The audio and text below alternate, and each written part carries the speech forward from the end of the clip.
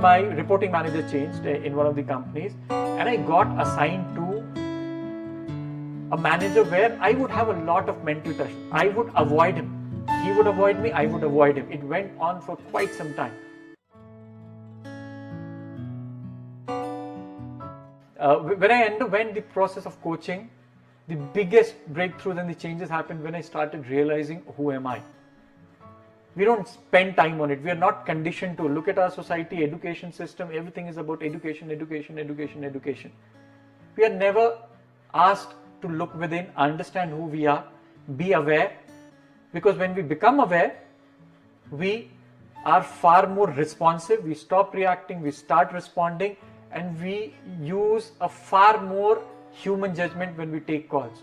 We are emotionally aware, we are cognitively aware, we are aware of who we are and why certain things make us happy, certain things make us unhappy. I can promise, I can bet most of you would not have undergone something similar unless until it's your organization which has done a psychometric testing or an assessment. We don't spend time with ourselves. We don't try to look within, because it's a very difficult thing to look at.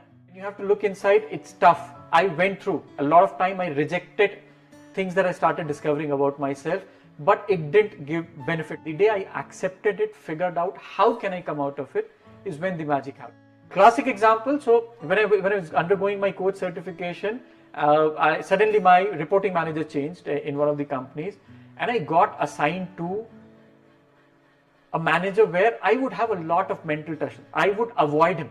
He would avoid me, I would avoid him. It went on for quite some time. Fortunately, that's the time I was undergoing my coaching process, and what I realized was the reason this was upsetting me was because for me, autonomy and freedom is a very powerful value. Very, very powerful, very dominant value. And the manager that I got assigned was a classic micromanager. Now this awareness was super crucial. Before this awareness, I was fighting the individual. I was judging the individual in my lens, saying that, okay, why can't this person behave this way? How can this person be so difficult, so bad, so inhuman in the way he or she operates? I had that thought. But the day this realization happened, I looked at myself and said, okay, just because my baseline, my value is freedom, it is not going to be true for the other person. Maybe for him or her, micromanagement is the only way the world works, and he is right in his thought process. I am right in my thought process. What I did is I went on, spoke to him, cleared this out, and we figured out a way to understand how to make it work. It worked. It worked like wonderful. So from fighting and reacting, that awareness made me respond to the situation. I was far more solution oriented, because what I realized is he is who he is. I am who I am. There's no right or wrong. There is always a my version of truth and his version of truth or your version of truth. It will never change. There's only fact or our versions of truth. Now that was powerful. I worked with 23 bosses. I know very few people would have that opportunity, something like to have something like that. But what I realized, what this helped me is start adopting and understanding them rather than challenging and fighting their thinking process. That made the second part of my career and the life very, very easy. I'm in touch with almost each one of them. Today, even if I call them and I say I'm difficulty, I need help, I get a response, because I started respecting them for who they are.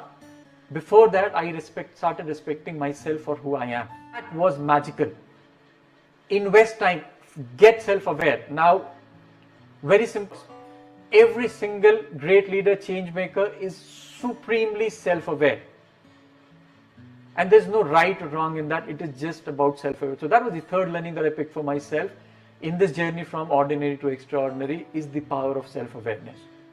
One of the reasons I'm so passionate about coaching is it takes the person through this journey of self-awareness, and I change. Now you're seeing me. If you meet anybody who has seen me a year back, I was not in a position to utter a word in front of two people. Very good at one-to-one conversation, but I had a lot of belief and confidence issue that I was carrying. And you can search my network, reach out to people, they would see a different Ketan now.